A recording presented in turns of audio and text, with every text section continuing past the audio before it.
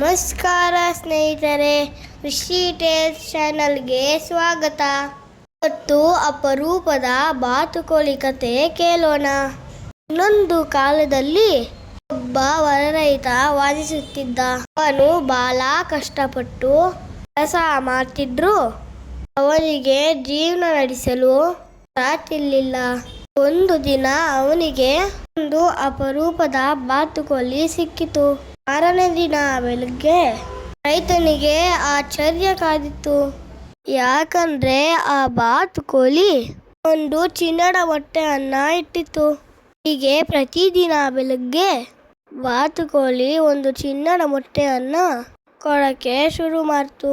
ಮೊಟ್ಟೆಗಳನ್ನು ಮಾರಿ ರೈತನು ಸ್ವಲ್ಪ ದಿನದಲ್ಲೇ ದೊಡ್ಡ ಶ್ರೀಮಂತನಾಗನು. ಆದ್ರೆ ದಿನ ಕಳೆದಂತೆ ರೈತನಿಗೆ ಆಸೆ ಹೆಚ್ಚಾಯಿತು. ಪ್ರತಿದಿನ ಬರೀ ಒಂದು ಮೊಟ್ಟೆಗಾಗಿ ಕಾಯೋದು ಬೇಡ.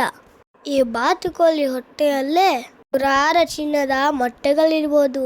ಎಲ್ಲ ಒಟ್ಟಿಗೆ ಪಡೆದ್ರೆ ನಾನು ಇಡೀ ಜಗತ್ತಲ್ಲೇ ದೊಡ್ಡ ಶ್ರೀಮಂತನಾಗ್ಬೋದು ಅಂತ ಯೋಚಿಸ್ದ. ನನ್ನ ದುರಾಸೆಯಿಂದ ರೈತ ಒಂದು ದಿನ ಚಾಕು ತಗೊಂಡು ಬಾತುಕೋಳಿಯ ಹೊಟ್ಟೆನ ಸೀಬಿಟ್ಟ. ಆದ್ರೆ ಅವನಿಗೆ ಯಾವ್ದು ಚಿನ್ನದ ಮೊಟ್ಟೆನೂ ಸಿಕ್ಕಿಲ್ಲ. ಬದಲಿಗೆ ಬಾತುಕೋಳಿ ಸತ್ತೋಯ್ತು. ನನ್ನ ತಪ್ಪು ಗೊತ್ತಾಗಿ ರೈತ ಅಳೋಕೆ ಶುರು ಮಾಡ್ದ.